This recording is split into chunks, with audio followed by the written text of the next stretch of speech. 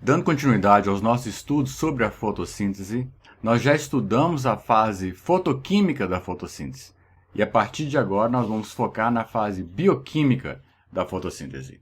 Então, para isso, nós vamos dar uma visão geral para a gente entender o todo e depois nós vamos entrar em detalhes para compreender como que realmente acontece a fase bioquímica da fotossíntese.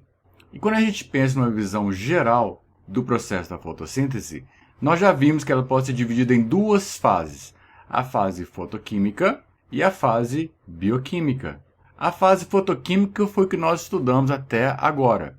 E relembrando, a fase fotoquímica acontece nas membranas dos tilacoides e ela vai levar à quebra da molécula de água com liberação de oxigênio e vai levar à produção também de ATP e de poder redutor na forma de NADPH. E esse ATP e NADPH é que vão ser utilizados na fase bioquímica da fotossíntese.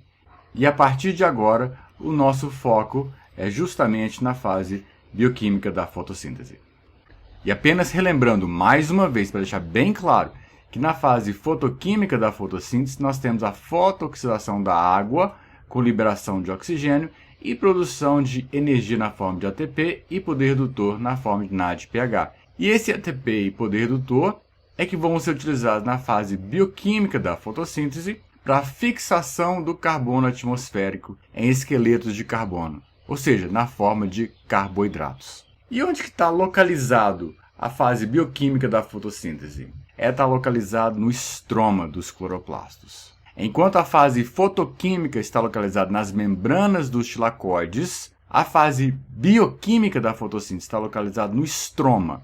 E relembrando que o estroma fica entre as membranas dos tilacoides e a membrana interna dos cloroplastos. E qual que é a função da fase bioquímica? Redução de carbono atmosférico. O carbono atmosférico vai ser reduzido, vai ser incorporado em carboidratos, utilizando os produtos ATP e poder redutor da fase fotoquímica da fotossíntese. E uma coisa importante a destacar é que a fase bioquímica da fotossíntese é um processo universal. Ou seja, todos os organismos que fazem fotossíntese, eles têm a fase bioquímica embutida no seu processo de fixação de carbono. Não importa qual seja. Se são plantas vascularizadas, se são plantas não vascularizadas, se são algas, se são bactérias que fazem fotossíntese, não importa. Todas elas têm a fase bioquímica embutida dentro delas, com pequenas adaptações, em função da natureza do organismo que está fazendo aquele processo. E o nosso foco aqui é o que vai acontecer com as plantas vascularizadas. Este é o nosso universo de trabalho. Agora, um ponto que eu quero chamar a atenção é que é dito que a fase bioquímica ela independe da luz.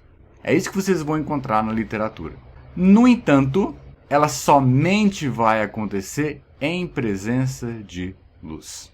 Isso é extremamente importante que vocês compreendam, que a fase bioquímica, embora é dita independente de luz, ela na verdade somente vai acontecer na presença de luz, e vamos entender isso aqui agora. E por que ela somente acontece em presença de luz? Por duas razões é que ela acontece somente em presença de luz. Primeiro, que ela depende dos produtos da fase fotoquímica. Quais são os produtos da fase fotoquímica? ATP e poder redutor na forma de NADPH. Então a fase bioquímica depende dos produtos da fase fotoquímica. Se nós não temos a fase fotoquímica funcionando, produzindo ATP e poder redutor, a fase bioquímica não vai acontecer. Além disso, várias enzimas que participam do processo da fase bioquímica são ativadas em presença de luz. Então, se você tem luz, as enzimas vão estar ativas e elas vão, então, catalisar as reações em que elas estão envolvidas. Por outro lado, se estiver no escuro, aquelas enzimas vão estar numa forma inativa e, portanto, não vão catalisar aquelas reações enzimáticas que fazem parte da fase bioquímica da fotossíntese. Ou seja, somente vai acontecer a fase bioquímica da fotossíntese em presença de luz. Em outras palavras, somente existe fotossíntese em presença de luz. Não existe fotossíntese à noite. Guardem isso. Por quê? Porque a fotossíntese, para acontecer, depende de duas fases, a fase fotoquímica e a fase bioquímica. Eu quero estressar isso com vocês. A fase fotoquímica somente vai acontecer em presença de luz e vai produzir ATP e poder redutor. E esse ATP e poder redutor produzido na fase fotoquímica da fotossíntese vai ser utilizado na fase bioquímica da fotossíntese. Além disso, várias enzimas que fazem parte da fase bioquímica da fotossíntese são ativadas em presença de luz. Não tem luz, elas vão estar na forma inativa. É por isso que não existe fotossíntese à noite. Guardem isso. E um breve histórico para a gente entender de onde nós estamos partindo. Todas as descobertas acontecem em função de avanços tecnológicos. E nessa época, já se utilizava carbono radioativo para você rastrear onde o carbono estava indo. Existia também a cromatografia de papel, que é uma das técnicas utilizadas para você separar determinados compostos em função da sua polaridade, em função das suas características físico-químicas. E utilizando essas duas técnicas, Kelvin e seus colegas, em meados do século passado, eles faziam experimentos para saber o que estava acontecendo com o carbono que era absorvido pelas plantas. Eles estavam estudando a fotossíntese. E no trabalho que eles estavam fazendo, eles estavam trabalhando com uma alga chamada clorela. E o que eles faziam? Colocava a clorela em presença de carbono marcado e deixava por determinado tempo. E passado aquele determinado tempo, eles colocavam aquela clorela em álcool fervente. E o álcool fervente completamente desnaturava todas as proteínas que estavam presentes naquele organismo. Então ela paralisava todas as reações bioquímicas quase que instantaneamente.